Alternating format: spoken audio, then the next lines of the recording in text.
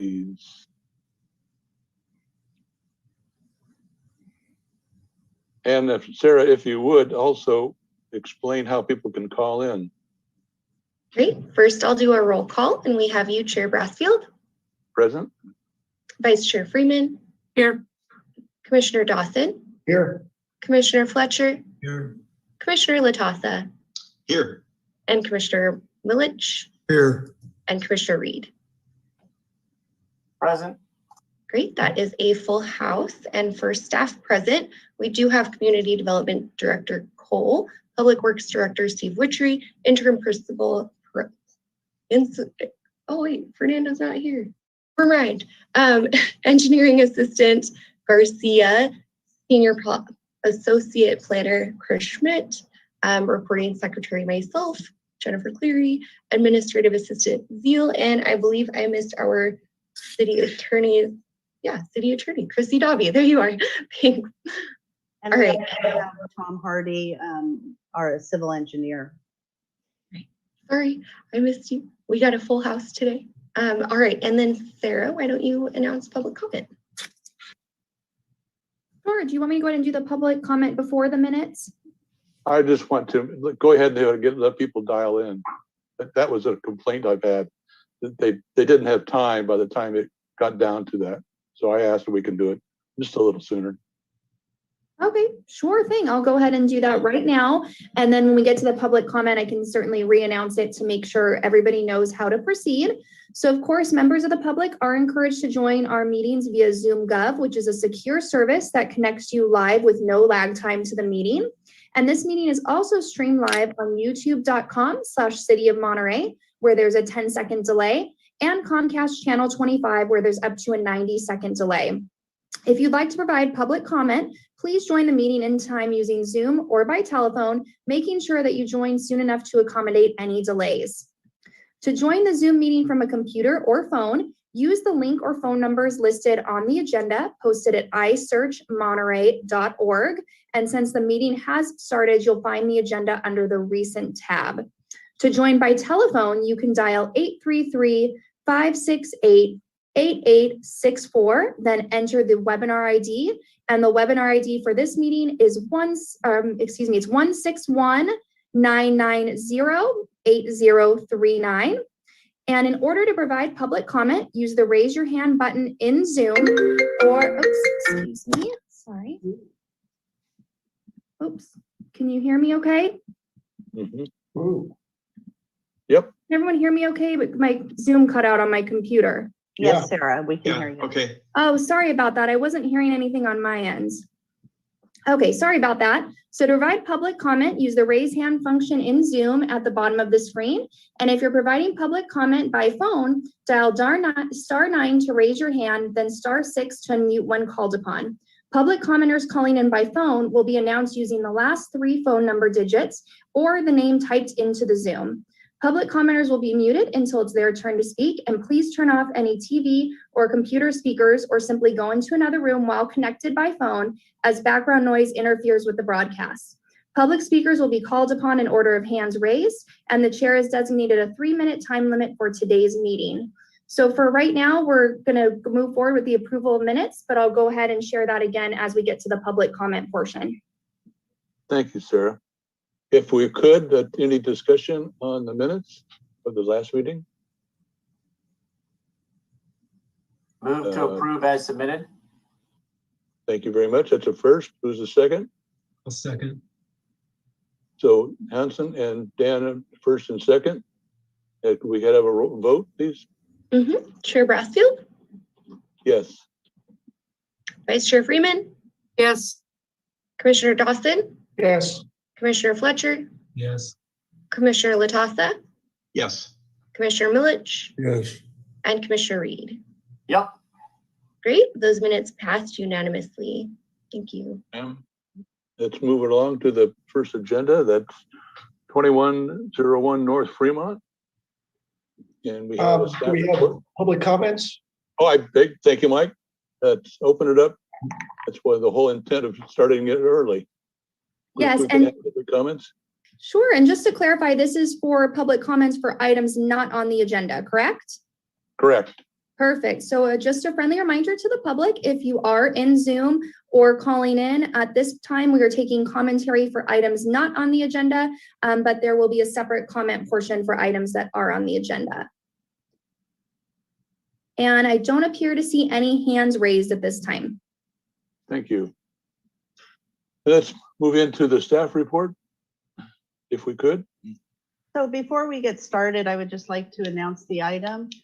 The agenda item this afternoon is to consider 2101 North Fremont Street, adoption of a mitigated negative declaration and approval of use permit UP 200227 to redevelop an existing 18-room hotel, restaurant, and parking lot site with a new 42-room hotel and parking lot. The applicant is Adriana Kirk, Eris Studio Architects. The owner is Lakshmi Hotel Partners Incorporated. The project site is located in the Visitor Accommodation Facility Zoning District, and it's a commercial general plan land use designation. And with that, I'm happy to turn over the presentation to Chris Schmidt, who's been the project planner on this project. Thank you for the introduction, Kim. Yes, my name is Chris Schmidt. I'm a senior associate planner for the city of Monterey, and I've been working with the applicant and owner on this project. So it is a redevelopment project. Here you see on my first slide a rendering, and I'll show it again of the proposed project. So the staff's recommendation is to adopt resolution certifying the mitigated negative declaration and approving the use permit with conditions. And I also just do have a minor amendment to one of the conditions that I'll show at the end. So here we see the project site. It's located in the along the North Fremont corridor. It is zoned VAF, which stands for Visitor Accommodation Facilities. It has a general plan designation of commercial, and it contains an existing 18 guest room hotel and restaurant. The project description is to demolish the existing one-story hotel at the Casa Verde Inn, and to demolish also the restaurant, Cruise's Corner, to make room to construct this new 4-story, 42 guest room, branded hotel, and its associated 42 space parking lot.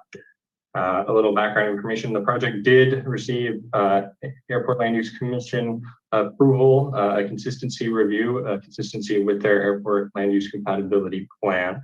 That is the newer, I believe 2019 is the year it was adopted, the newest plan.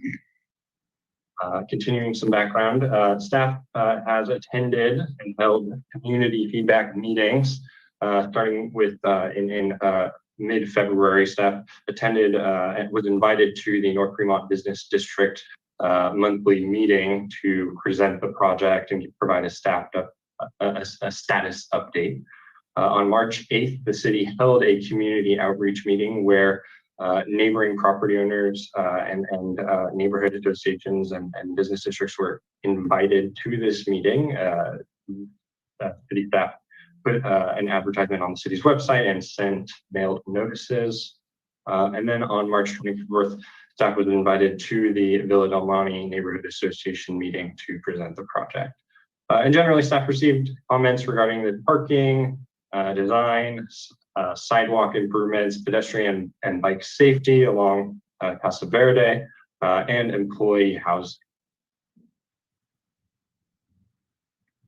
So here we see a street view image taken from Google Street View of the existing hotel. On the left-hand side is the restaurant building, and then the hotel kind of makes this U shape with the parking lot in the center behind the sign there. This is the proposed project site plan. I just highlighted that there are driveways, one along North Fremont Street, as well as a new driveway that will be on Casa Verde Way. The hotel has 2 main entrances. One along North Fremont would be the sidewalk entrance, and then one at the rear at the basement level that is accessible from the rear parking lot. Guests can use that rear entrance and take an elevator up to the lobby or up to the guest room floors. And here's that basement that I mentioned, which is accessible from the parking lot. It generally just has some of the staff, the hotel staff, different types of utility rooms, laundry, linens rooms, restroom, utilities, storage, and then also bike storage room for guests.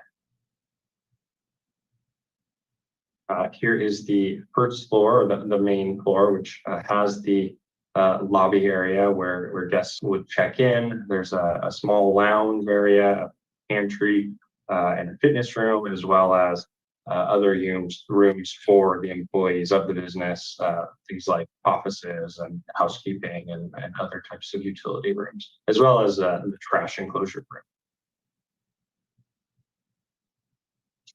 And then the second floor is the first floor that has residential rooms. Both the second and third floor basically mirror each other. They both have 12 king and 9 queen bedrooms.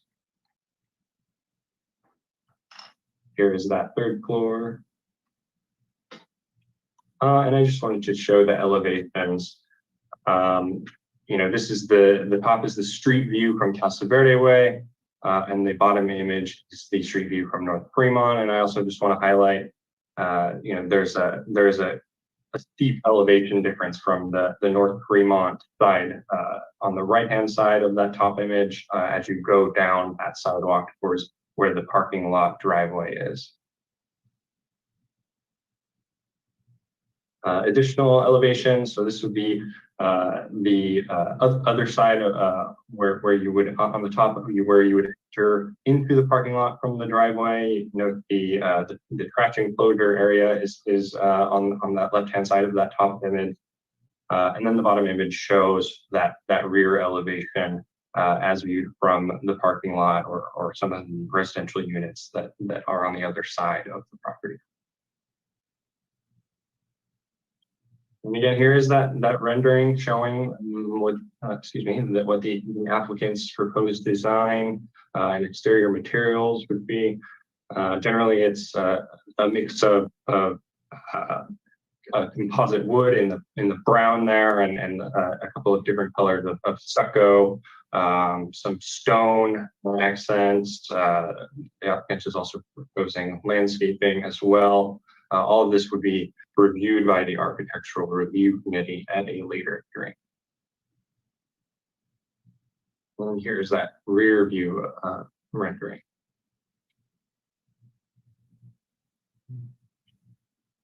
So in terms of analysis, I've broken it into 3 sections, starting with the CEQA determination, the mitigated negative declaration, the mitigation measures that have been incorporated as conditions of approval, as well as some of the comments related to the CEQA document, some of the general plan policies applicable to the project, as well as the conditional use permit findings that are required to approve the use permit. So the initial study identifies that the project could result in potentially significant impacts associated with hazards due to proximity to the airport within the hazards and hazardous materials section, as well as the noise section due to noise from construction. Mitigation measures have been included to reduce all potential impacts to less than significant level, and I'll briefly go through those measures on my following slides. So starting with the hazards section, as I mentioned before, the project did go before the Airport Land Use Commission, and the commission found consistency with the compatibility plan, but recommended the following conditions of approval, which staff has incorporated as mitigation measures, starting with hazard number 1, grant that the applicant shall grant navigation easement to the airport. Essentially, navigation easement is rights above the building that would be owed to the airport district. It also allows the airport to create aircraft noise and fly over the structure. This is a general standard condition that the airport district and land use commission typically recommends. The next mitigation is that the applicant shall submit an FAA notice of proposed construction, basically just notifying the FAA of the project, as it is a large building where there currently is not one there today. The third mitigation hazard section is airport review of the lighting plan. Again, another standard condition. And the fourth is the applicant shall include obstruction marking and lighting, which is basically a way to identify the building the applicant has proposed to meet this condition by placing a flashing red light at the tallest point of the structure. And then lastly, any future development or change of use does require Airport Land Use Commission consistency review, which is also typically a standard condition. Moving on to the noise section. This mitigation measure is fairly standard as well. It includes construction noise reduction measures, including limited hours of construction, staging and locating equipment away from sensitive receptors, the use of the quieter and most efficient equipment, and also elimination of unnecessary idling when equipment is not in use. During the public review period for the CEQA document, staff received 2 comments. First, from the Monterey Bay Air Resources District, and the district basically recommended substandard conditions for dust abatement and generally keeping down the dust during construction. So staff's included conditions of approval, which include dust control, best management practices, things like spraying during grading and during other sorts of construction activities that does pick up a lot of soil or dust rather. The use of cleaner equipment, registration of portable equipment, which is required by the district, rules that are required by the district for demolition, grading, and trenching, as well as rules related to asbestos investigation and reporting. The next comments were received were from Mary Penley, who's a member of the community, and Ms. Penley had comments regarding the design and parking. And as I mentioned before, the Architectural Review Committee will review this project, and neither of these comments result in modifications to the CEQA document. Today, we did receive a couple of more public comments regarding the project, some specifically about the CEQA document, and then others about the noise impact due to construction. And I just wanted to include these sections from the CEQA document, starting with the aesthetics section. There were concerns regarding the aesthetics, and as I mentioned, the Architectural Review Committee reviews this project. I think that there were some concerns that this project would result in loss of specific views, perhaps enjoyed by the surrounding neighborhood. I just wanted to make it clear that there are no protected scenic vistas in this area. Typically in Monterey, we've only got those in the coastal zone areas, and those are outlined by the coastal land use plans. And Chris, can I add a little bit more here? So Sure the thing. aesthetic section of the CEQA document asks 4 relevant questions. Will the project have a substantial adverse effect on a scenic vista? Will it substantially damage scenic resources, including not but limited to trees, rocks, outcroppings, historic buildings within a state scenic highway? In a non-urbanized area, will it substantially degrade the existing visual character or quality of public views of the site and its surroundings? Or D, create a new source of substantial light on glare, which would adversely affect day or nighttime views in the area? And as you'll see in your packet, there's substantive findings about why these impacts are less than significant. There's been no substantial or scenic vista identified on North Fremont Street. It's predominantly a strip commercial street. There is no real scenic resources like we do have in other areas of our community. So there's no trees, rock outcroppings, historic buildings within a state scenic highway that will be impacted. The initial study does point out this is an urbanized area. So, and we don't believe that it will degrade the existing visual character or quality of public views of the site and its surroundings. as documented in the initial study, and all light fixtures are required to be shielded and pointed down, which will be reviewed in depth at the Architectural Review Committee level. So the city has not found any substantial impacts in terms of aesthetic quality. Thank you, Kim. I appreciate that. I also did copy this section, the traffic or transportation section rather, and I just wanted to point out that because some of the comments regarding were regarding parking, and the project meets the parking requirement that's required by the charter and the city code.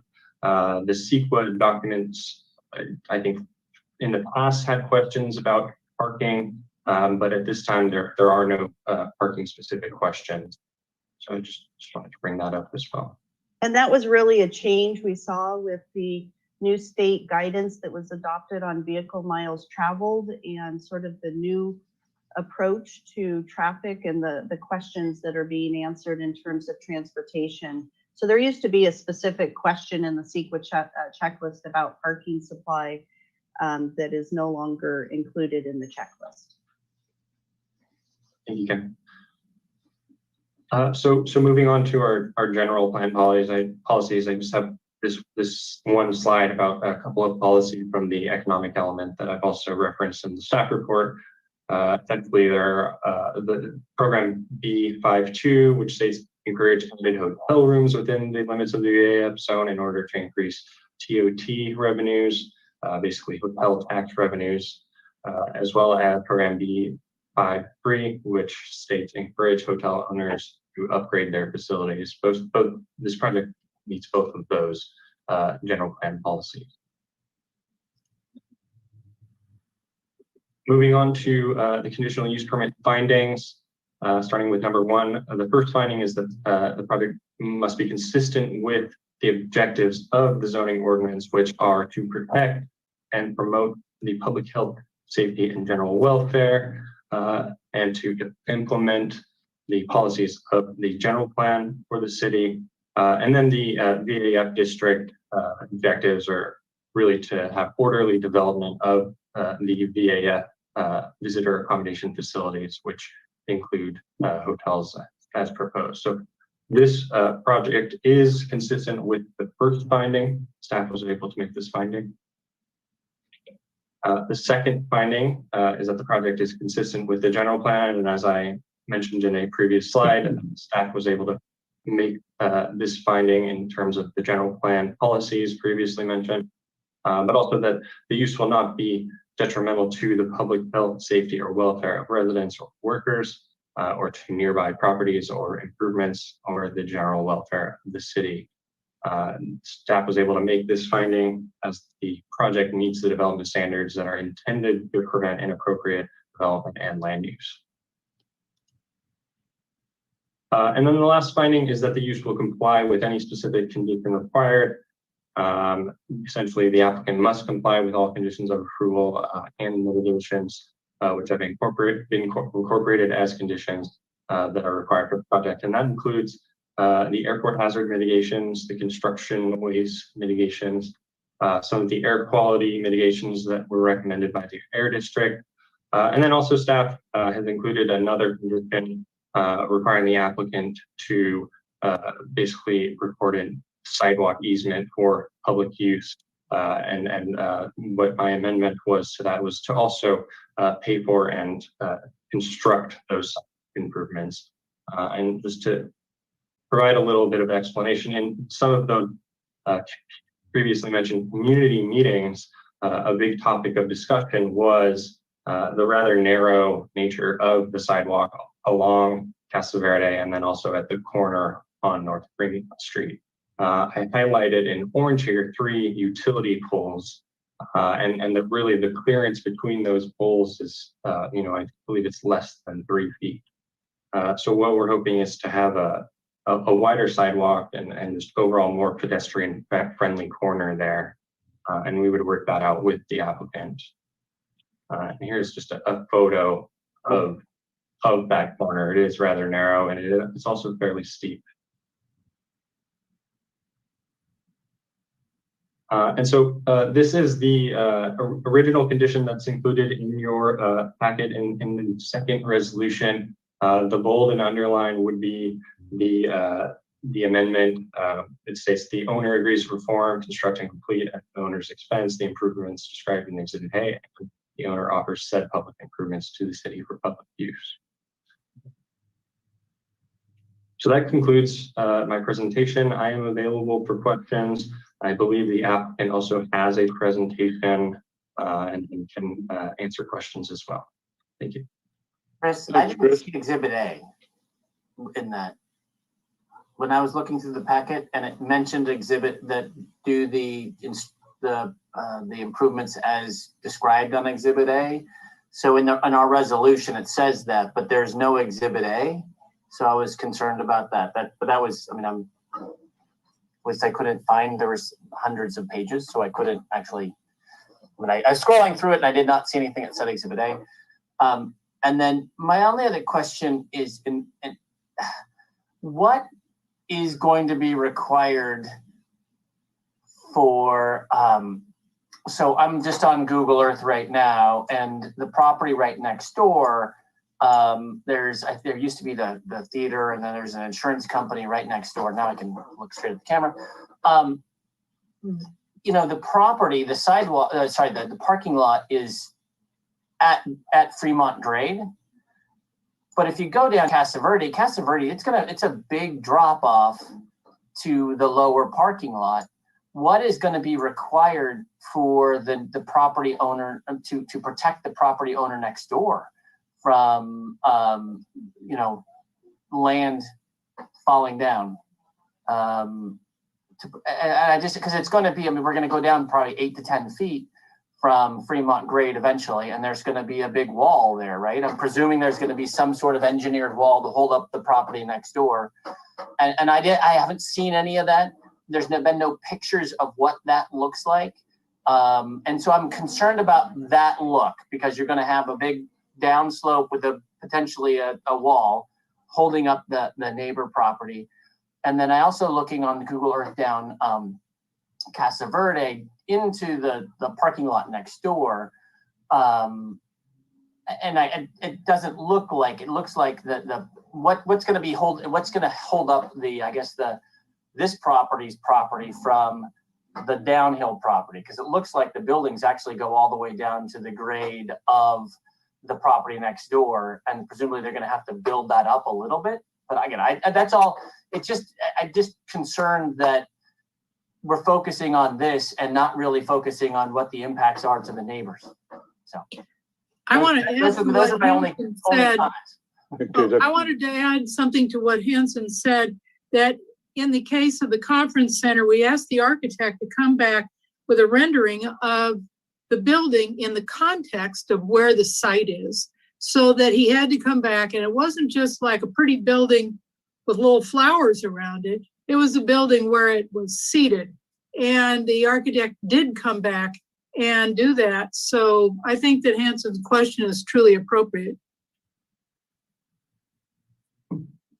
Yeah, so I think, you know, and I'm looking at the plans, I believe with the amount of cut that they're doing, the parking lot is going to be at the same grade as the neighboring parking lot. So there's no wall holding up the neighboring parking lot. They'll be essentially at the same grade.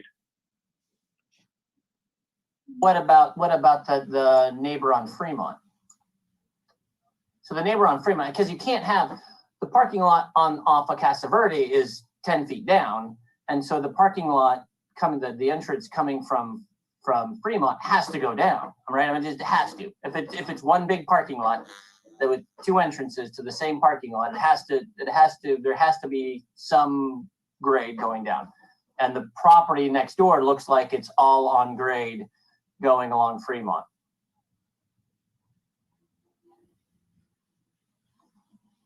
Sorry, I misunderstood your question. I was thinking you meant along Casa Verde. So the difference in grade, and I can pull it up if you'd like me to show, you know, that the neighboring property I'm seeing is at a very similar elevation. Actually, in fact, the project site, I think, is at most 2 feet above the neighboring property. You can see that on one of the civil engineering plans titled Grading and Drainage Plan, packet page 337, looking at kind of the northeast corner. It looks like the architect would like to speak. Yeah, we can. Packet page. Let's finish our questions to staff before we. Yeah, if we could. Yeah. That's I right off.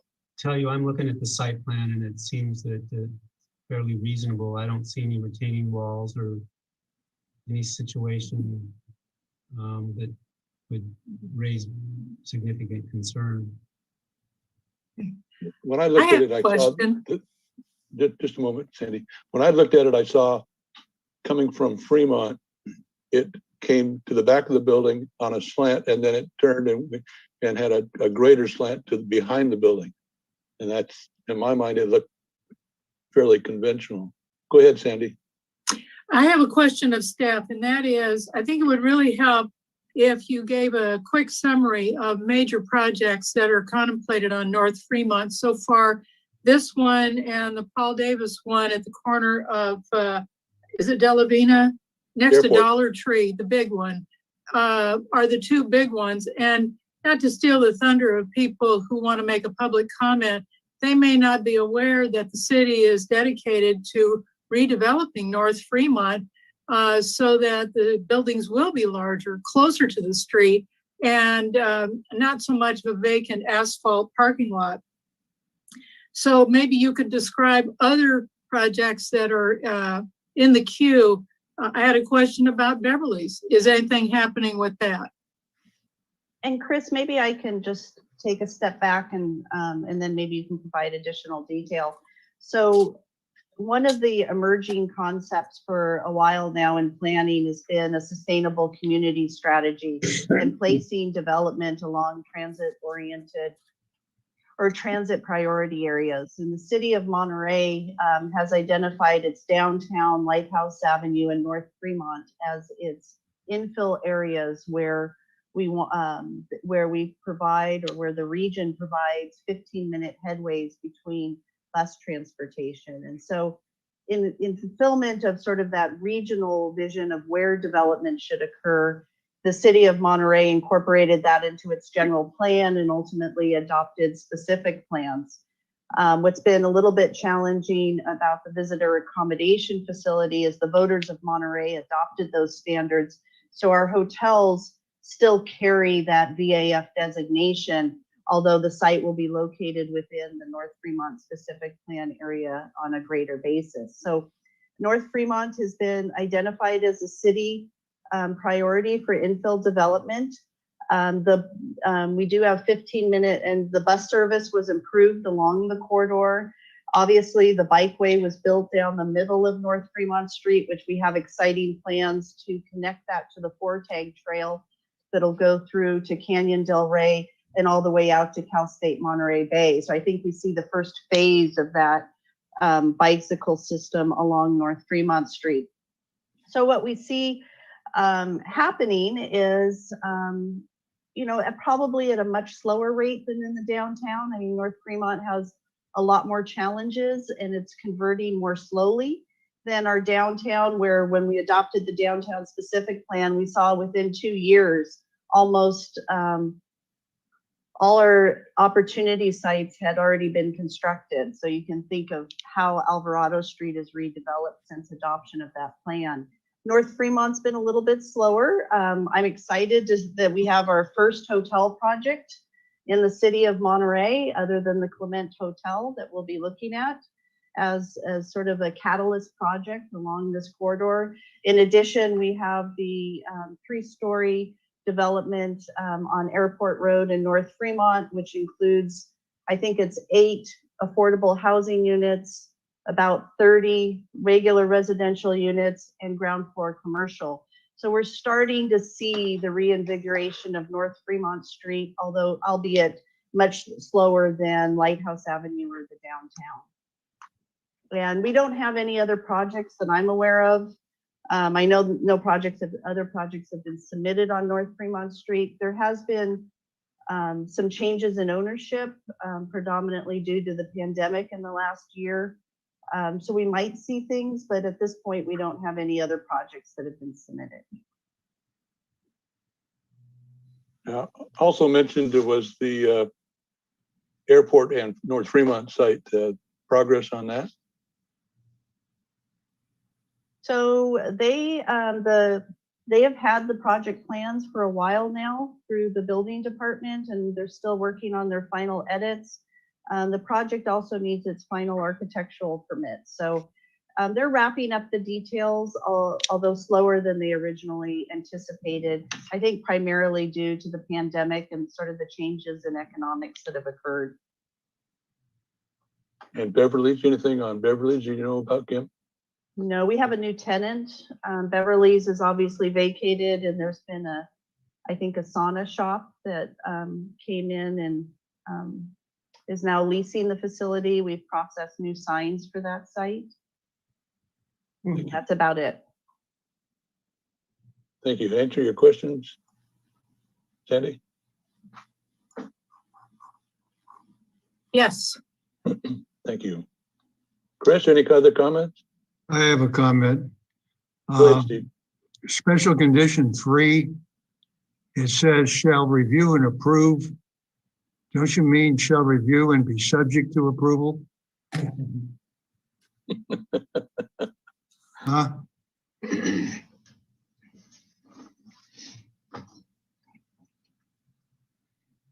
Chris, you there? Sorry, I was just pulling up that condition. I just wanted to make sure I'm looking at the same one that Commissioner Millis was looking at.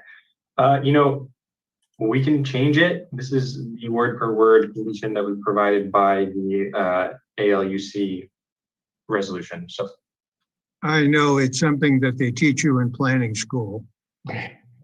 But words have meaning. And I think it's more correct to say subject to approval rather than approved, because it's not an automatic approval. yeah, sure, noted. Thank you. Thank you. That's it. Any other questions for Chris? I have Yes. one. Oh, go ahead, Mike, go Mike. ahead. Am I up? Yep. Packet page 60, it says the locations near the airport and people and residents and lodging and working, and it's all about noise. Do we have an idea what the dB level in the rooms is going to be when an MD-80 is climbing out?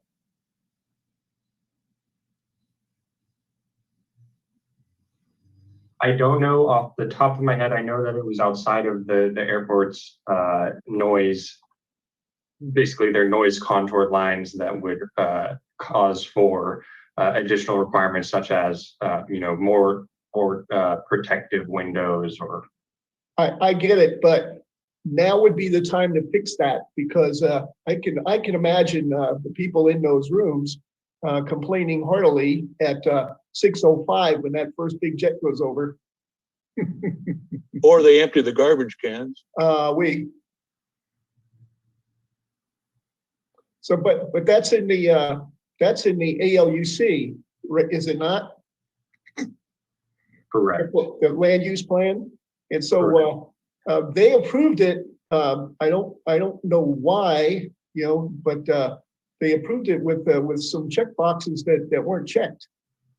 So the reason for that, Commissioner Dawson, is the airport district is modeled and by professional noise engineers, the impacts of the airport district on the surrounding community, and they've created noise contours. And within the 65 decibel impact area, there's very specific restrictions and different things that need to occur to buildings. This site is actually outside of that 65 decibel impact area. So there were reasons why the Airport Land Use Commission did not check those boxes. There are other sites adjacent to the airport that experience those noise levels for extended periods, and it does have to be mitigated.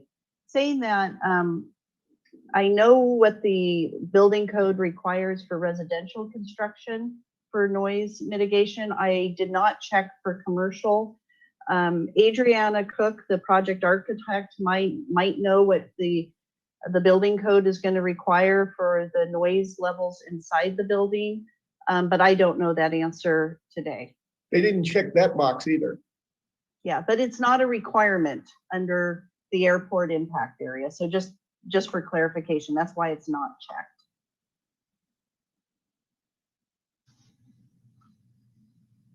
So the airport doesn't take into consideration noise levels on our construction?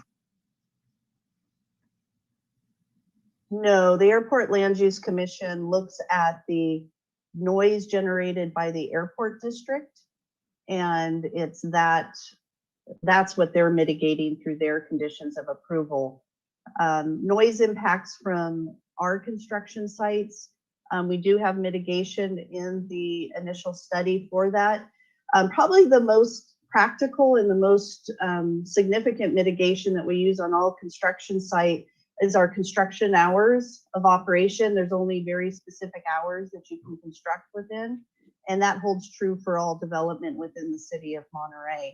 So, you know, during my experience here, I actually don't know of a project. I can think of one residential project where we received consistent noise complaints. But other than that, most contractors stay within those, or I think they do stay within those construction hours, and we've received minimal complaints over the years, even for very large projects. Thanks, Kim. Terry, you had a question? Yes, Chris, I have a few questions about the site plan. Can you bring up the site plan showing the parking lot and the building? Yeah, bear with me for one moment.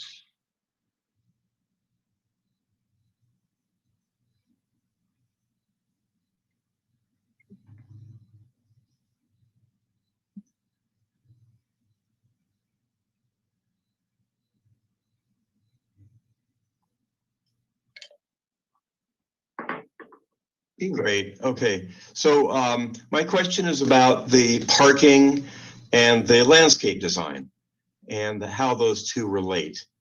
So if you look at the bank of parking spaces along the right, that's the, I believe, the easterly property line. There's no landscaping at all in that area. The parking spaces go right up to a retaining wall along the property line, correct? Correct. Is there any guidance given to applicants about landscaping in parking lots in the, you know, in the city handouts or design literature? We don't have any specific landscaping guidelines for the VAF zone. I think the applicant attempted to apply some of the standards in the specific plan, the North Tremont specific plan, which was, you know, not required, but more of a good faith effort to provide that. And I think that there was a landscape plan that I could bring up as well. Yeah, I saw the landscape plan. Yeah, might as well bring that up. Okay, so the I guess the question is that, you know, a lot of times I know when I was on the ARC, we were always driven crazy by projects like this, 4-story projects coming to the ARC with pretty much, you know, the constraints of parking and building footprint are so established, there's no wiggle room as far as landscaping goes. So, you know, my concern is, well, what if the ARC decides, oh, we just don't like all this asphalt there and there's no relief, you know, along that eastern property line, there's nowhere to go. And I'm just wondering if, you know, getting the cart before the horse sometimes with the landscape design in this case, it's because the same thing is true along the north property line where, you know, they show a little bit of landscaping there, but it's funny, if you look at the engineering plans, they show the retaining wall along the south side of that planting strip. So I don't know how that's supposed to work. And then My other question is the civil plan. Actually, it's good you brought up that. If you look on the very top part of that sheet, right above the property line, there's a 5-foot planting easement along northerly property line. There's a note very prominent there. I can't point to it. I don't have a pointer, but what about that 5-foot planting easement? Has that ever come up in discussions? Yeah, that's a great question. It has come up. It's something that was recorded by a previous property owner of the property. We've advised that the property owner, if they'd like to actually develop in this space, they need to remove that easement, but it's not something that is enforced by the city. Okay. Was there any discussion of I guess it's more of a legal question, really, maybe the city attorney or something, but if there's an easement that requires planting along that area and they're covering it with parking, are we just allowed to go ahead and approve that, or does that change have to happen first, or does that become a condition? Any comments? I wouldn't really want to comment on this without reviewing the easement, and I have not reviewed the easement. Okay. Let's see. So just a few more questions and I'll be done. Maybe maybe the property owner can shed some more light on that, and I will take a look at it. Oh, great. Thanks, Christine. Let's see. So the other question I had, Chris, was about staking and flagging. What is the staff's attitude about staking and flagging this project to notify the neighborhood of the the height of the building? Yeah, we've informed the applicant that we do want to require staking for this project, and we're hoping that it can be staked. There's, I think there was some concern on staff's part, and we haven't talked to the applicant about it specifically, about the proximity of that flagging to the nearby utility poles and utility lines. But our hope is to flag it in for the ARC, flag it in some way if it cannot be a full story pole and flagging method. And I'll just emphasize the staking requirement is at the architectural review stage, according to our zoning code. So that's why buildings are staked. I'll just be frank with you. I actually am very doubtful that the city a building official will allow a 3.5 story building, if you will, to be staked directly adjacent to North Fremont Street, a highly traveled corridor. We had the same issue with the project at Airport Road and North Fremont. And I can think of a number of instances where multi-story buildings where it's not necessarily safe to do. What probably will occur at architectural review stage is we might be able to put up one post or a series of posts and have them drilled into the existing buildings. But as far as a whole structure, if you will, outlining this like we try to do with residential structures, it's doubtful that will be able to occur without complete engineering done for our windstorms and everything else that occurs. And so I'm just basing that on the experience on Lighthouse Avenue, Carl Outson's 3-story building, as well as the other project that was under review on North Fremont Street about, I don't know, a couple of years ago. Okay, thanks, Kim. So last question is, there's not a bus stop in front of this property, is there? Is. Yeah. Next block. Pardon? It's the next block. Oh, okay. Yeah. The photograph, it kind of looked like there was one of those sort of blue wavy, sunscreen kind of things, but maybe I was just seeing a sign or something. Oh, there is, at least on Google Earth. On Google Earth, there's a wavy thing with the jazz line right there. There is right here. Yeah. Yep. Right out front. Right where the sign is located, essentially the existing sign. Whoa. That's what I'm seeing. There you go. Oh, there it is. Okay. So I don't see that located on the civil engineering drawings or anything. Maybe the applicant can describe, you know, is that, so are you saying that's east of this whole area anyway? No, that is, I believe this location here, you see bus sign, bench, utility pole, all of those. Oh, okay, so it's over there and that's just gonna remain. Correct. Right, okay, that's all I have. Thank you. Thanks, Terry. Anybody else have any questions? Okay, hearing none, I have a couple. Chris, on your lot plan, where it showed the all the parking spaces, can we bring that back up again? Yeah. Now, looking on the right-hand side of the building there, that narrow corridor, is that the garbage?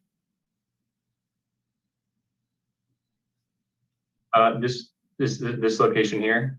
Correct. This is there's a ramp and an entry. Okay, and then there's two above it are the garbage access. Garbage is in this location, if you can see where I've highlighted. Yep. Right there. These are, I think these are what you mentioned. These are parking spaces. That's what I thought. So, you know, one of the diagrams shows that is there a garbage receptacle area in there somewhere? Yeah, let me pull up floor It's plan. inside the building. Yeah, it's inside the building, correct. Yeah, but okay, that's what I was. That's okay. When I see the trash there, so on the days that it's picked up, how is that going to be accomplished?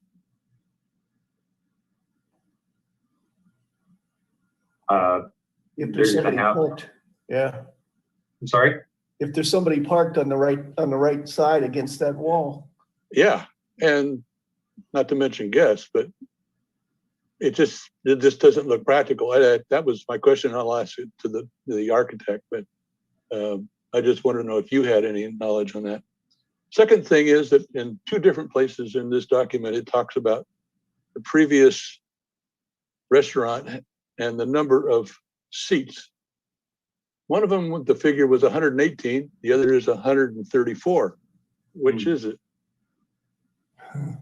Yeah, I think that we initially had a 118 number, but I think we ultimately found there were 134. But I would ask the applicant to clarify. Okay, but the reason I ask is that what pertinence is it to this project?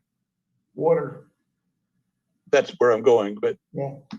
I've eaten in that old restaurant many times. And I don't remember seeing 134 seats.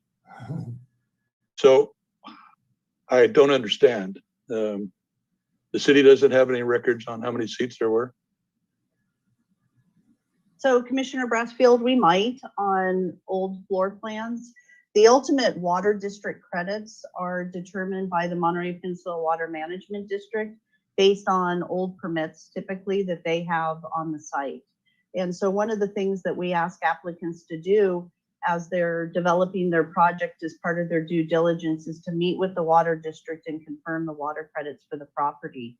So, and ultimately, if something occurs between that consultation and building permit, the water district actually stamps the construction drawings and issues its water permit.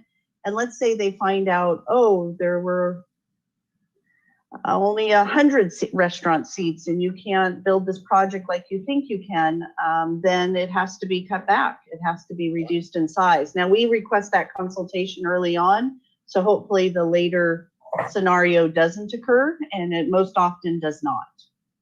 I can think of one project in the recent past where I think there was inadequate water consultation, but for the most part, I think our applicants do a good job reaching out to the water district.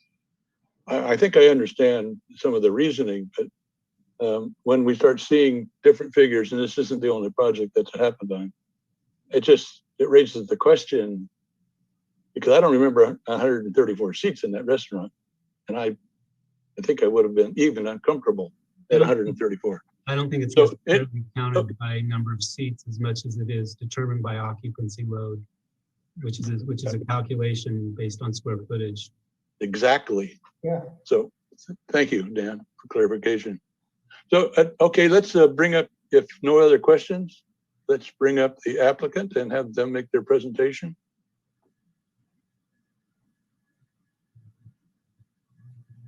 Hi, I'm Adriana Cook, architect from Aris Studio Architects. I'm going to allow the owner, Vin, to just introduce himself, and then I will open up the presentation. Thank you. Hello all, my name is Vin Patel. I'm here alongside with my partner, Andy Patel. We just wanted to introduce ourselves to you. We're very excited about this project. We hope to hit the ground running if approved, and we are a local in the area. We own and operate the Best Western in Pacific Grove. We've been involved in the hotel business for over 40 years. We've also built the Rosedale Inn in Pacific Grove. And we have extensive knowledge in operations, development, management of hotels. And we're very excited to be working with the city of Monterey to hopefully achieve this project. And that's about it. Thank you, Mr. Patel. And I will share my screen here. Can everybody see? Mm-hmm. All right. As Vin said, we are very excited for this project. We've had, and thank you, Chris and Kim, for your presentation. That helps take a little off me in explaining things. But we have met with the neighborhood meetings. We've had 3 that we joined in on, and we are excited to improve this corner of the neighborhood, and we want to make sure this is something that everyone can enjoy. So we are here to listen, and yeah. So as you know, project's on the corner of Costa Verde and North Fremont. It's a block away from the fairgrounds. And the existing building is a little rundown, a lot rundown. It's 1-story, 18 guest room, hotel and restaurant. And to answer the water credit, the 134 was confirmed with water, city water, and the 118 is what we're proposing. So just so that's clarified. And the existing building now kind of, in a way, turns its back to its neighbors and just kind of opens up to North Fremont. And so our hope is to make a more well-rounded project. So this is the existing, as you know, seen better days. And then take note on Costa Verde, it is a very steep street. And so with our site plan, we had a lot of challenges, the width of the site being one to fit the amount of parking, but also the slope from this entry off of North Fremont going down over to the entry on Costa Verde. So we have to get accessible parking in there. We also, the retaining wall came up, and it is kept to a minimum. So there's this fine line between having too steep of a lot to park a car on, but also to catch the grade around the building. And so we worked extensively with our civil engineer, as well as this city's engineer, on trying to figure out ways to make this work. And the retaining wall is only a few feet on either side. So against the neighboring property on North Fremont, but also in the rear on the north side to the residents. So we're kind of minimizing the wall, the blank wall that I think currently is rather large on that north side now.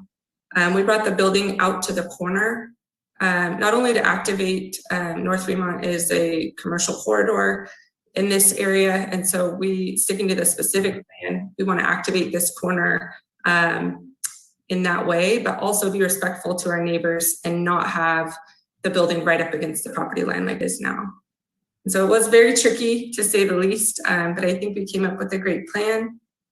So the sub-level, or its partial basement, this allows us to get our accessible access is what it really comes down to. So we made a entry, so there's no backside to this building. But then our main entry is really off of North Fremont. And so that's what's going to speak to the pedestrians walking by. Then again, the trash area here, and we will work with the waste hauler and figure out the logistics on time of day and where to store and how to access that and get that taken care of. Again, this is the floor plan Chris already presented, so I'll just, and here is the 2 renderings. And again, this is the entry from the back side. Trying not to have like a blank wall or a back side to this building was tricky, and I think we made it work out. And yeah, we're excited, and the owner is ready to make this come to fruition. So we're very excited and would love to hear your guys' comments and feedback. We're hoping for approval, obviously. Thank you. Any questions? I have 2 quick questions. Confirm there is no restaurant. There is no restaurant. There's only a breakfast for guests. Okay. And bus stop, your thought? Yeah, it will stay. We're not proposing to move it. It will be incorporated. Thank you. Or left, so to speak. Any other questions? Terry, your question on the easement? Oh, yeah. Yes, Adriana, thank you. So the north property line shows that retaining wall set back a couple of feet from the property line, and then it's on the landscape plans sort of shows it green. Why isn't the other way around, where the retaining wall is on the property line with the sort of the landscaping on the south side of the retaining wall? That's a good question. We've gone back and forth with that, and that's something that we can definitely look into further. It's tricky because of the grade difference, but also we worked with the city in the fact that the parking stalls, we were hoping to have the 2-foot overhang and keep that within a landscape planter to add more landscaping. And maybe we can revisit that with them, but at the time they said no. And so that left us with this odd space between the property line and the parking. And I think if we did add the retaining wall up on the property line, we would still need a curb, and that strip is so small already. So it kind of wouldn't really allow for much. Okay, thanks. Any other questions? Thank you, Adrian. Appreciate it. Let's open it up for, if there's no other questions, open up for public comment. Sure thing, Chair. I just want to take a moment to go over again briefly the process for public comment. So if you'd like to make a public comment at today's meeting, you can join the Zoom meeting from a computer or phone using the link or phone numbers listed on the agenda posted at isearchmonterey.org. And just a friendly reminder, since the meeting has already started, you will find the agenda under the recent tab. If you're joining us by telephone, please dial 833-568-8864, then enter the webinar ID, which for this meeting is 161-990-8039. And to provide a public comment, use the raise hand button in Zoom at the bottom of the screen, or if you're providing public comment by phone, dial *9 to raise your hand, then *6 to unmute when called upon. We will be going ahead and calling in order of hands raised today. And just a friendly reminder again that we have a 3-minute time limit for today's meeting. So we ask that you please stay within that time limit, and we will have a timer displayed on the screen. And just to take a look here, we do have a few hands raised. The first one is John. John, if you could please unmute and share your public comment with the Planning Commission. Yes, good afternoon, John Bridges. Am I going to be visually available or not? It doesn't matter to me. See, that's up to you. I could keep track for the time on this end here. If you would like to turn on your camera. As long as you can hear me, Sarah, that's fine. I don't see myself popping up on the Zoom screen. I just want to be sure everyone can hear me. Oh, yes, and I do see you on our end. It just has your name listed since the camera is not on. My camera's not on? I just see your name listed on there. Okay, fine. But we can hear you loud and clear, so not to worry. Thank you. My name's John Bridges. Mr. Chair, members of the commission, I represent the Maroon family, who are the owners of the apartments immediately adjacent to the north at 445 Casa Verde. I submitted a letter. I trust that you received that before your meeting. And I want to, first of all, suggest or request that the Planning Commission continue this matter for further discussion, further deliberation. There have been many questions posed by planning commissioners that I think are deserving of answers before you take action, including the rendering in the context of the neighborhood, landscape design, which will be very critical and shouldn't be left to later, staking and flagging, which is also critical, should not be left to later, the garbage pickup, and water is a CEQA issue. In the initial study, this project really did not give fair consideration to the adjoining residential neighborhood, and there are numerous significant impacts or potential significant impacts, as noted in my letter. Key among those are the looming of a 4-story building and the fact of open air public use parking immediately adjacent to long-standing and existing apartments. There will be significant noise issues associated with those parking areas immediately adjacent, as well as light shining into the residents there. And noise is a very real issue, and it's not just about temporary construction noise. It's about day-to-day, every morning, every night noise to these homes. And I think that that deserves a noise analysis and appropriate consideration before you act on your CEQA document. The design impacts are also CEQA issues, neighborhood character most among them. They must be addressed and mitigated before you take action on the mitigated negative declaration, not after, not in the context of simple design review, architectural review. The water impact must be addressed in the CEQA document. There's absolutely no substantive discussion, I was shocked to see, beyond a summary of the regulatory status and history of water on the peninsula in general. We need project-specific analysis, and it needs to be independently verified. The 4-story building will dramatically alter the character of this neighborhood, both from a commercial perspective as well as, and most importantly, the residential perspective.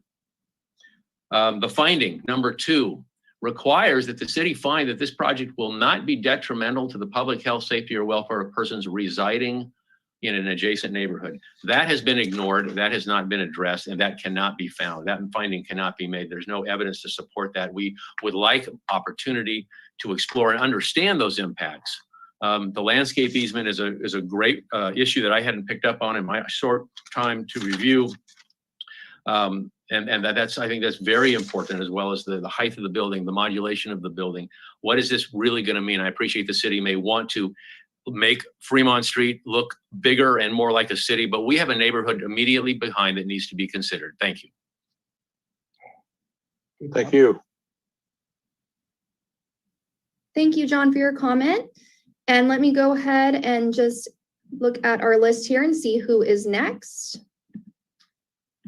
So next up, I have Dwayne. If you could please unmute and share your public comment with the Planning Commission. Good afternoon. I have a couple, and one is the ground floor elevator. I heard it stated that they have access to the lobby area and up to the guest rooms. If someone who does not have a room and does not have a key, are they going to be able to get up to the guest rooms? That's in the back of the building. I'm concerned about safety as far as that goes. The other thing is I would like someone to give me an idea of, from start to finish, start of demolition to the finish of the hotel, what time period are we looking at? Those are my comments. Thank you. Dwayne Peterson, is that correct? Yes, correct. Thanks, Dwayne. Thank you, Dwayne, for your comments. And the next hand raised is Louise, and I just went ahead, if you could please unmute to share your public comment. Yes, thank you. Good afternoon, Mr. Chair, members of the Planning Commission. My name is Luis Osorio. You may remember me. I'm a former member of the Architecture Review Committee, and I'm also a former member of the Planning Commission. I was part of the subcommittee of the Planning Commission that started the North Fremont Specific Plan a few years back. And as just wanted to mention, as Kim very ably stated, the notion of the specific plans was new to the city then, and is still sort of being digested by the community after all these years, which is fine.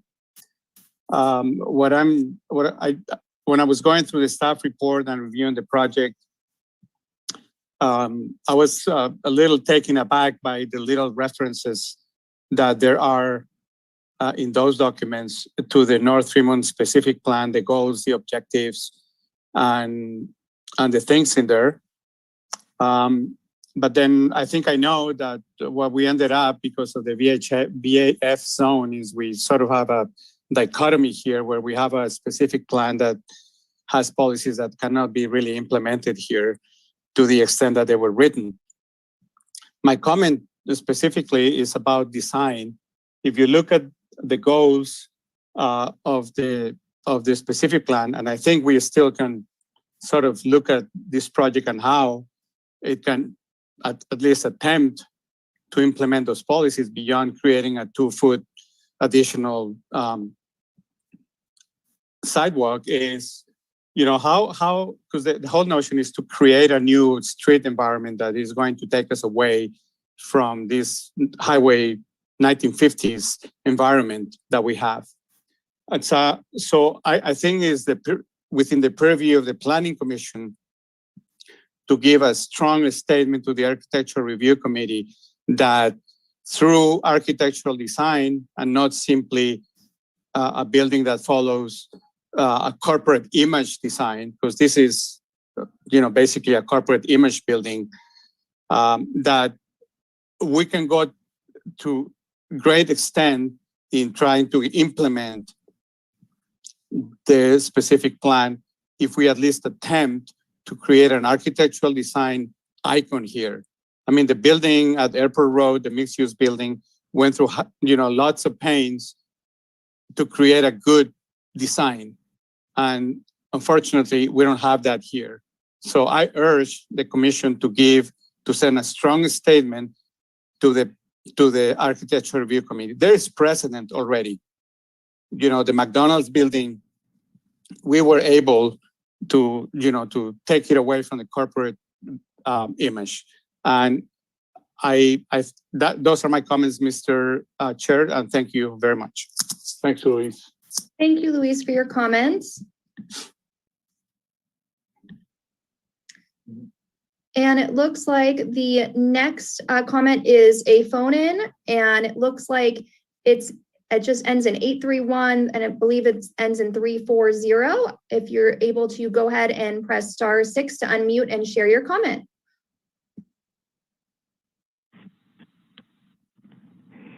Good afternoon, Commission members. This is Richard Rosello. I'm representing the Casanova Oak Knoll Neighborhood Association. Am I coming through all right? Yeah. Yes, Rich. Okay. I did send these plans out to our members, and the recurring comment I get is similar to the last speaker, the North Fremont Specific Plan. It's the last plan the city adopted in the city, and those guidelines were applied to the Davis design at Airport Road. And what I'm not seeing, and I've just barely heard the specific plan mentioned, it does cover the whole street. I don't know what the VAF differences is, but I would like staff to clear that up. But the specific plan, and specifically in the Davis design, addressed modulation of the frontage. It addressed landscaping. It addressed pedestrian elements. It addressed the corners on Fremont, specifically the three corners, Casa Verde, Delavina, Ramona, and Casanova, and that the corners should have pedestrian accesses, a plaza look on the corner of major intersections. I know we have to go to ARC, but I don't see any discussion at the Planning Commission on implementing these provisions of the specific plan And I want to know what the differences are. I need to pass this on to our people. What I see is rather than materials that are described in the specific plan, I see different textures of stucco. I don't see any of the other elements. And hopefully you will explain your role in this and the ARC's role so the public can understand how they participate and how the specific plan is acted upon with equity through the entire street, not just the property in Airport Road. Thank you. I'll be watching your answer. Thanks, Richard. Thank you, Richard, for your comment. And next up, we have Diane. If you could go ahead and unmute to share your comment. Hello, can you hear me? We can, thank you. Hi, so my family owns a property 445 Casa Verde Way, about 13 apartments behind the existing building. And we have great concerns, not only noise, we have air pollution, we have people living there that I don't think you will be able to protect from dust and so forth. As it stands now, we are at a lower grade than the existing building, and the 2-story building that is there is already kind of an eyesore, and also, but mainly blocking our sunlight. So if you double that, it will look like a huge wall.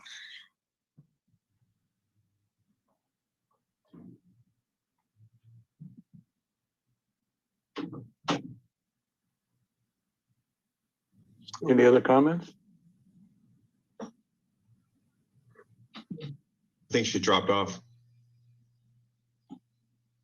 Sarah, if we could, hopefully she can reconnect. Oh. Oh, yes, Diane, it looks like you're still connected, but we did lose you there for a second. Okay, so I'm not sure. Oh, you appear to be cutting out again.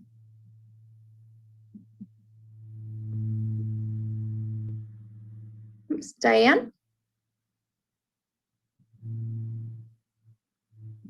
Read it. It is from Douglas and Pamela McDaniel. The day. Oh. Again.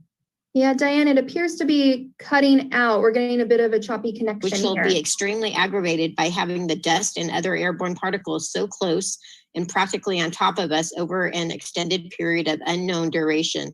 Finding an apartment that suited our needs, medical and otherwise, was extremely difficult and would be almost impossible now. Can you still hear me? Part of what you said. We heard a portion of that, but it cut out just as you were reading that information out to us. Okay. So basically, they said finding an apartment that so suited our needs, medical and otherwise, was extremely difficult and would be almost impossible now. We would be extremely affected by the noise and dust produced by this project. The hotel, am I losing you again? Not so far.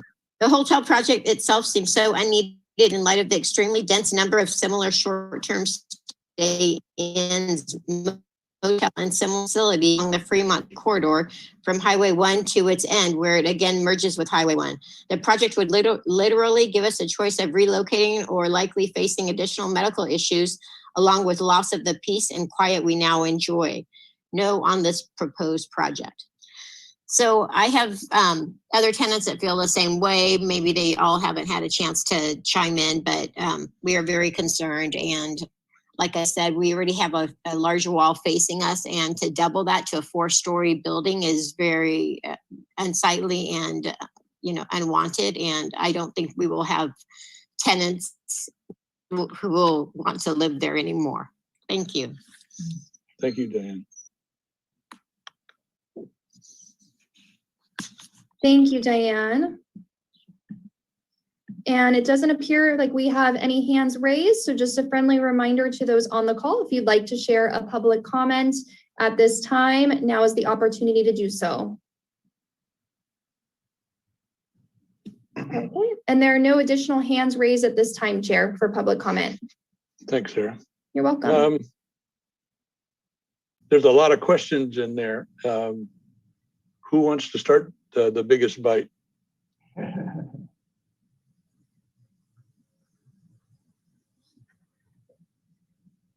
I'll start, because I always start, right? Oh, wait a minute, have we closed public? Oh, we have to close. Well, I was going to ask, yeah, that would be probably, we need to close public comment and bring it back to the commission for comments and questions. Because there's an awful lot of questions in there. So does anyone from the staff want to address some of the questions?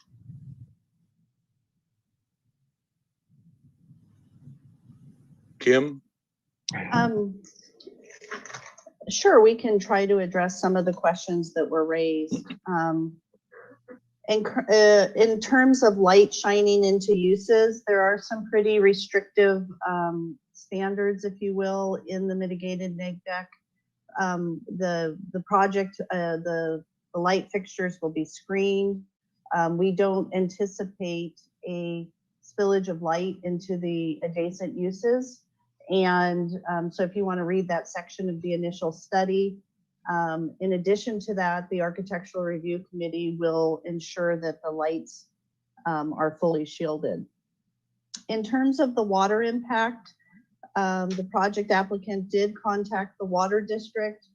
They have confirmed the water credits with the site, and the initial study points out that the structure will not be able to go forward if it doesn't comply with the water credit analysis from the district. So the project could not proceed.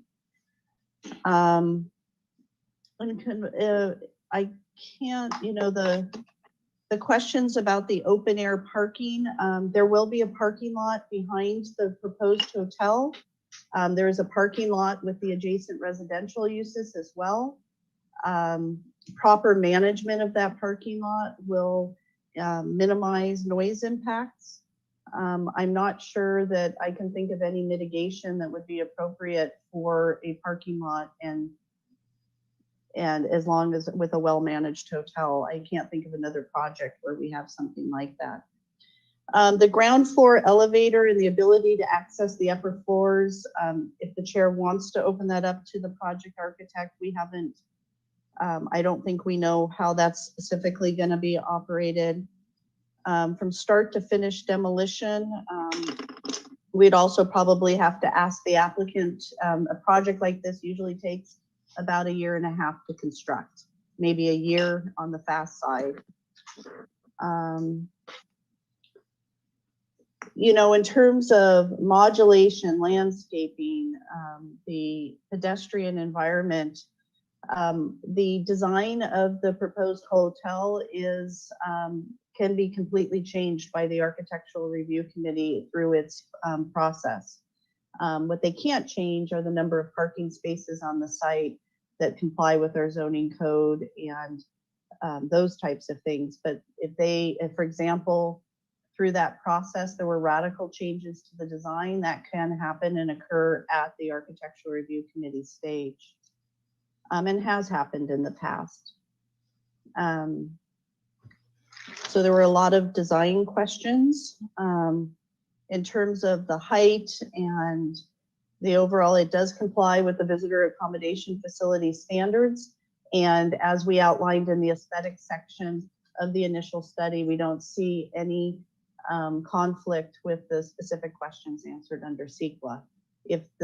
We have received comments on color, modulation, landscaping. I know I spoke to Richard Riccello earlier today, and he wanted to know maybe that outside decks could be added to the facade of the building. And I guess all of those are possibilities through architectural review. And what you're seeing in front of you is a concept of the proposed design. So that's all I have. Chris, do you have anything to add? Yeah, I think that there were just some comments regarding the dust that might be produced through construction. We did incorporate some of the Monterey Bay Air Resources District's recommended conditions of approval to address some of the concerns around dust and also emissions from the equipment. So they will have to follow those dust best management practices which I mentioned include things like spraying of the dirt as there's grading or other work, but there are other practices as well that are included in that condition. Kim, can you talk about the differences between what the ARC is doing and what the Planning Commission is doing? That was asked one of the questions. So the Planning Commission is certifying the environmental document and approving the use permit, and I think we've gone fairly specifically through the mitigation measures for the proposed project. If you have questions about those, we're happy to answer them. In regards to the use permit, there are general findings about whether or not the project complies with our zoning code, our general plan, and whether or not the project is, does it protect the health, safety, and welfare of the community? So those are the general types of findings. The Architectural Review Committee findings are really about bulk and mass of the building, architectural style, colors, landscaping, and all of those types of issues. I know Commissioner Latassa expressed concern that the bulk and size of the building will be established through the use permit. And, we've actually at the staff level went back probably about a year or 2 years ago and really concentrated on the findings for architectural review. And the Architectural Review Committee has the ability to require some pretty radical changes with design. But they can't, for example, change the parking requirement. They can't change the hazard mitigations, if you will, that are required by the Airport Land Use Commission. So that's what I'll define as the difference between the reviews. And if you have more questions, our city attorney's on the phone. She and I in the past have discussed this fairly in depth. Well, I wanted to comment that besides Luis, 2 other members of the commission, current commission, were on that committee for the specific plan. That's Mike Dawson and myself. And one of the things that I've listened to here is that when you talk about the design, those restrictions that came about regarding what North Fremont was supposed to look like was put into the North Fremont specific plan. And that, in my mind, was for the ARC to focus on, well, we're trying to get to the use issues. I don't think I'm wrong on that, but you tell me. The idea that, yes, there was a lot of discussion on what we wanted it to look like, but I think that the ARC has been doing a very good job of paying attention to those plans and making the changes that need to be made. And I don't think we need to borrow their job. So any other questions? I couldn't agree with you more. I think the Architectural Review Board has a very important job to do here with maybe some comments of observation on our part. But they're 2 very distinct and different sets of things that we're going to be reviewing, and we just need to let the Architectural Review Board do their job. Thanks. I agree completely.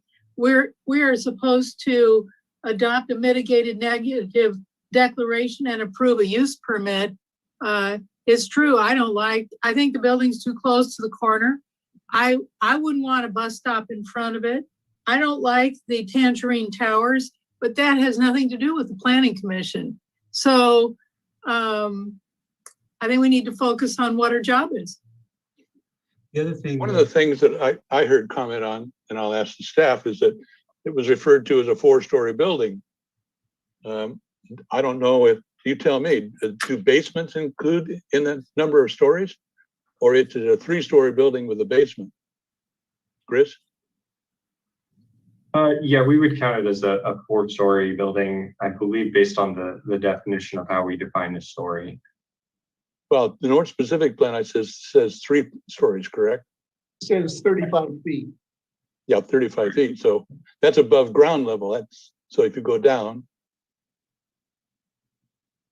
Well, I'll clarify that this project is not subject to the height limits established by the North Fremont Specific Plan. The VAF zone and the charter establish what the the limitations are, and I believe they do it by the number of stories, and I think it's a combination of the density density number of rooms allowed that dictates the number of stories, and actually I believe the standard does not have any maximum. It basically says the highest density, most number of rooms per acre site allow in excess of 3 or more stories. So in other words, it doesn't have to comply with the specific plan, North Fremont specific plan, because it complies with the VAF. Is that what we're saying? Correct. Okay. Yikes. That's what I thought Kim was getting at earlier when she talked about it. But when you look at it from the Fremont side, it's 3 stories, but from the back side, it's 4 stories. Exactly. So, any other questions? I have some comments. So I'm troubled by the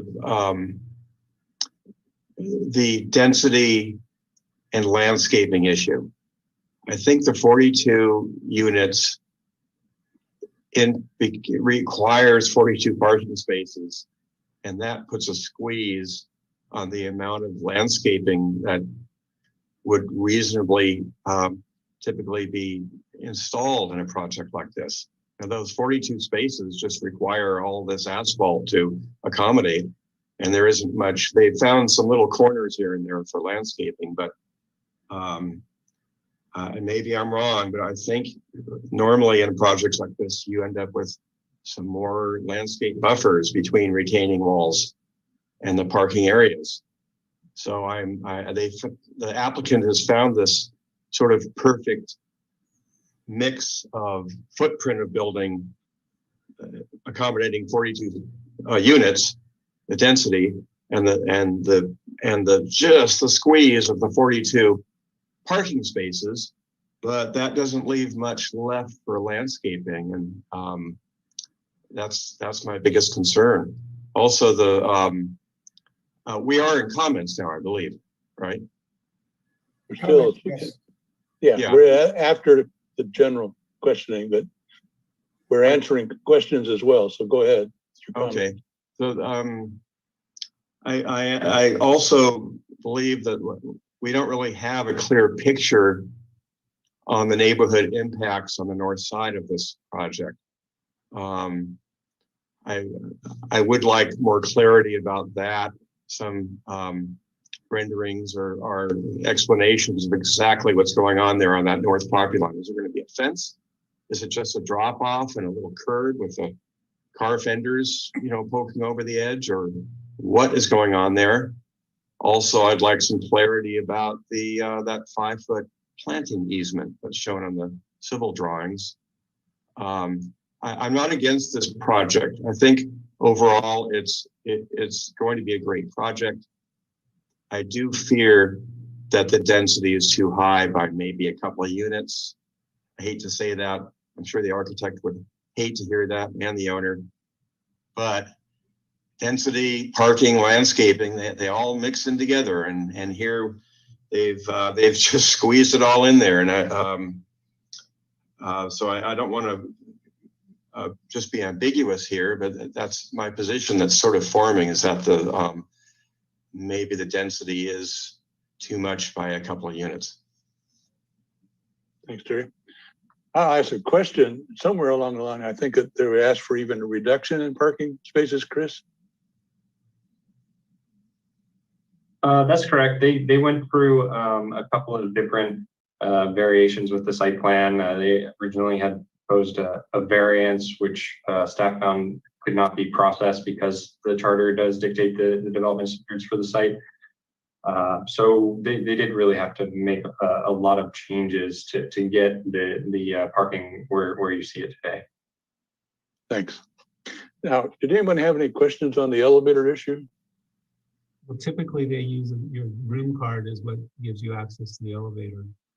And I would imagine that lower, if you're parking there, is going to check in, that lower elevator allows you to go up to the next floor only without a card. I was hoping that was going to be the issue because security is always one of the areas I focus on. And even in the landscaping issue, one of the things I like is keep your landscaping low so it doesn't mask people getting next to cars that you're trying to get into. That happens even in our neighborhoods. And even it's happened I believe on Casa Verde. So that's a concern on the landscaping for me. Any other comments before I ask for a motion?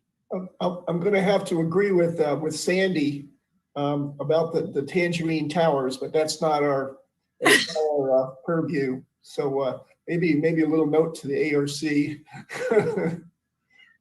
I want to add that, people who live on North Fremont should get used to the construction. The whole mandate of the specific plan was to redo North Fremont and to bring the buildings closer to the street so that it wasn't an asphalt street and an asphalt parking lot with a building at the back of the lot. These people have done a very good job of bringing the building to the front of the lot and putting the asphalt parking lot behind it and really following the spirit of the North Fremont specific plan. So yeah, there are some details that need to be ironed out. No, I don't like the Tangerine Towers, but still, I think that it's a great project.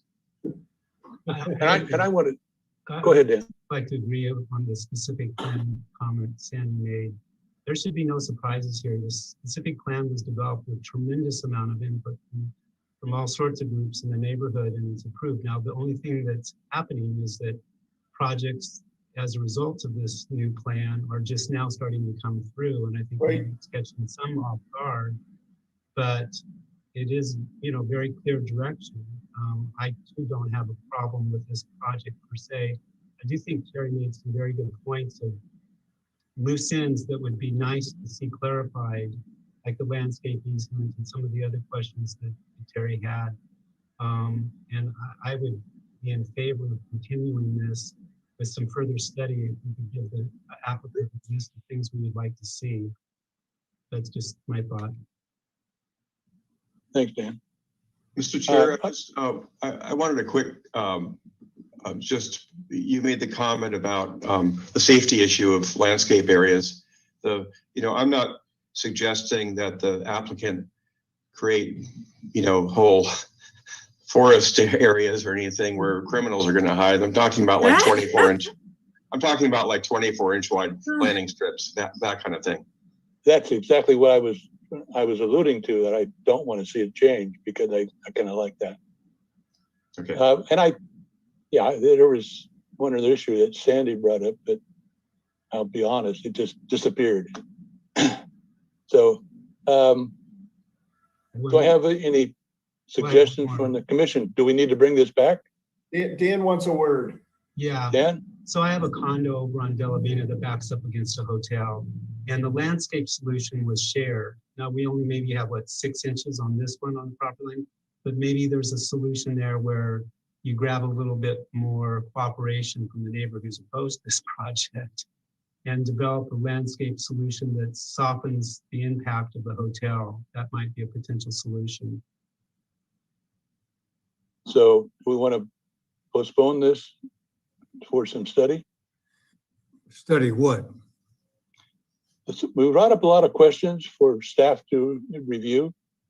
I haven't heard a motion for any findings, so I'm asking questions. So I'll respond. So I actually do like the orange, and I think it's to be known too.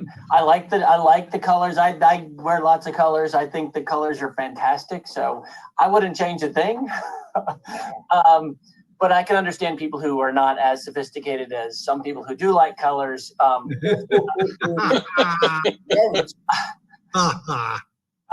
I like it all. It's just great. I agree with Dan that so there's a few more questions in my mind, and I don't know if I can. They've been all articulated well by Terry and by Sandy and Dan. I think just they need to be resolved before I'm ready to make a decision. I think the project's good. I want our resolution to reflect what, you know, we want it to reflect, not necessarily what staff wanted to reflect. And I think we need to make sure that we go through all those issues. You know, yeah, I mean, Terry, for example, the you know, what does it look like between the two lots in the back? I mean, I mean, right now we don't know. I mean, there's nothing there. And I think, I mean, so planning, although we are not ARC, our duty is to really look at the whole project and really say, no, we need to, there are other things that need to be added to this. Because ultimately, whether or not ARC approves or denies, and if it's appealed, it comes back to us anyways, right? And then to city council. So we are really, I mean, we need to not pass the buck. We need to really think about all the issues before we can, and I am not ready to approve it as submitted right now, I don't think. I think, again, the issues, the questions about the landscaping, what the property, what is going on between the properties needs to be part of the project. So when we did the North Fremont specific plan, this whole issue came up for a lot of discussion. How would it impact the adjoining neighborhoods? What would be the vision and the views that was included in that? So, Chris, do you think you have an idea of what some of the questions the Planning Commission wants? I think that it would be helpful to have some more specific direction on what the primary issues are. I've heard, you know, landscaping and parking lot density, you know, impacts to the surrounding neighborhood, and what the new structure is really going to look like. Maybe we have some sort of rendering that you know, shows in kind of what it would look like, perhaps from various angles throughout the neighborhood there. And I do also think that the applicant has provided a couple of renderings that show what that would look like. And we also know that the elevation of the parking lot is going to really match the elevation of the neighboring properties. So I'm wondering if maybe the applicant needs to provide clarification on what that strip in between is to look like. If it's just a curb with a very small amount of landscaping, but I think I generally understand where the commission is coming from. And also the 5-foot easement. The easement, right. And I wanted to compliment staff and the applicant, because the Casa Verde corner going downhill there, opening it up is an important consideration here. So I just wanted to state my appreciation for that. Any other suggestions for Chris from the Planning Commission? Okay. I'd like Kim to comment on, if we continue this, what date would be most convenient? Looks like we've got a lot of stuff for next meeting. Yeah, for May 11th, I think we have 6 or 7 agenda items. So I guess, Adriana, would it be okay if it's the next meeting? Or do you actually, how quickly? May? I'm just looking at, so the deadline after that would be May 25th. Otherwise, we publish packets next week for May 11th. We're finishing all that up right now. I mean, we can definitely have things turned around as soon as possible. We're eager to keep the process moving and keep the momentum on this project. It'd be nice to have clear direction on what exactly you'd like to see in order to make that decision. Do you have any questions, Adriana, on that direction? Just what views or what should we explore more in order to satisfy what you guys are looking for, I guess, because we can take a good guess, but it'd be nice to have clear direction. It'd be nice to have a clear view of the boundaries. You know, what the boundary on the north side is going to be, what the boundary on the what is it, the east side is going to be, because it's not clear at this point. Okay. Any other comments? Thank you, Adriana. So I would recommend continuing to May 25th, because otherwise the drawings would have to be done by this Friday. Well, actually, we're publishing. I mean, so I don't think staff can accommodate that. We have 7 other staff reports we're working on right now. Yeah, I saw your agenda, so yeah, I appreciate that. Any other ideas, folks? Then let's Be make here May it continue. 25th. So but that's neither here nor there. It just happens to be my 30th wedding anniversary. So my wife, if I want to go to 31, I will need to not spend it at a planning commission meeting.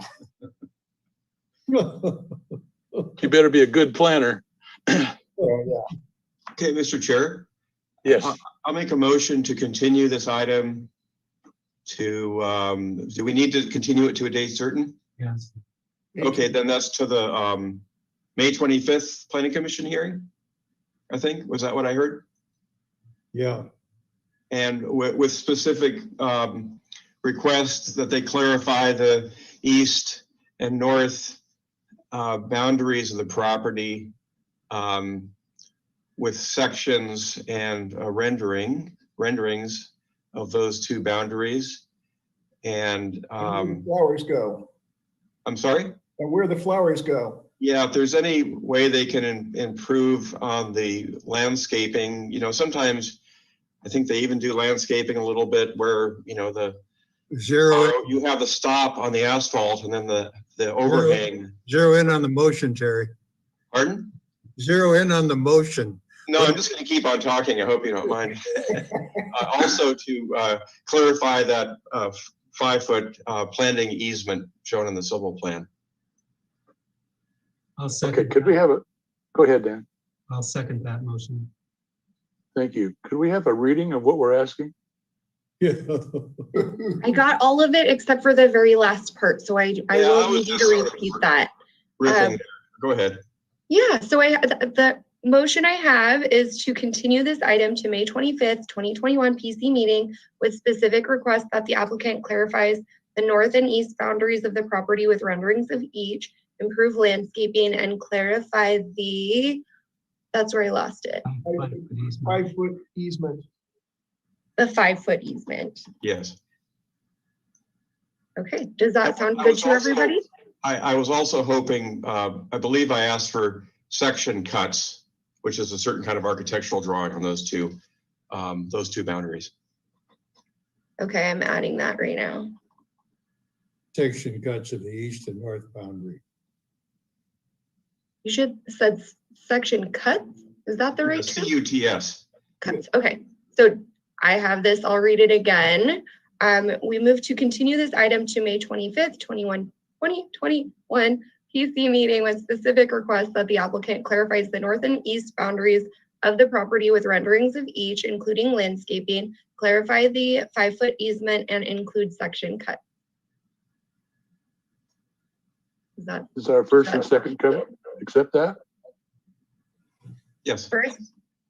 I accept it. Okay, great. And then the second was Commissioner Dan. Fletcher? Okay, got him. Great. And Dan, do you approve that motion as well? Yes. Okay, great. And I'll move to a roll call vote now with Chair Brassfield first. Yes. And Vice Chair Freeman? Yes. Commissioner Dawson? Yes. Commissioner Fletcher? Yes. Commissioner Latassa? Yes. Commissioner Milich? I like the project and yes. Okay, and Commissioner Reed? Yes. Great. That was approved unanimously. We will be continuing to May 25th. Thank you. Any other issues on this project that people want to discuss? If not, let's move on to Kim's report on our next meeting. Yes, thank you, Chair. We have 6 agenda items that are ready for our next meeting. So we'll have both an afternoon and evening session. So please be prepared for for a fairly long evening. And in addition to this, I just wanted to give the Planning Commission an update on cannabis. The City Council will be considering at their next meeting, I think that's May 4th, sort of step 2 and trying to wrap up step 2 of their cannabis discussion. And as I read that report, they're going to be looking to potentially give the Planning Commission guidance in which districts they would like to see these cannabis facilities. I believe staff will be recommending one for the downtown, one for Lighthouse, and one for the Cannery Row area. Obviously, we've received a lot of input on this to date, so we'll see if the Planning Commission has any more guidance for the Planning Commission before we start drafting rules and regulations and use permit procedures. So just wanted to let you know cannabis is still moving forward fairly aggressively, and we're looking forward to that. Probably my guess is probably late spring, early summer, you'll start to see this issue hit your commission meetings. How big of a package is that going to be for our reading? Ultimately, I don't know at this point. I mean, ultimately we'll be drafting, let's just give you an example. If it's the downtown specific plan, we'll be drafting amendments to the downtown specific plan. For Lighthouse Avenue, it's amendments to the Lighthouse specific plan. For Cannery Row, it's the Cannery Row zoning standards as well as the Cannery Row coastal plan amendments. So there will be, it probably will be similar regulations, but it'll be embedded in a series of different land use documents that guide the development in that area. Now, the California Coastal Commission is not involved with any of those, right? No, they would be if we go forward as a city with it in on Cannery Row Street. We have to amend, I believe, our coastal plan to have that as a use that can be considered in that district. So they would be accepting our land use plan amendments. And then, so there's a certification process that goes back and forth. So I wouldn't look at Cannery Row being something that's in the short term. It would probably take about, well, at least a year, my guess is, to get through the coastal planning process. Maybe a little faster, but probably not. So we're going to be doing this in big bites or little bites? It'll be a big bite, but it'll be amending various documents. So it'll, because the rules are embedded in different land use planning documents. I just asked for consideration of all the reading. That's my question. So thank you. Any other questions of Kim?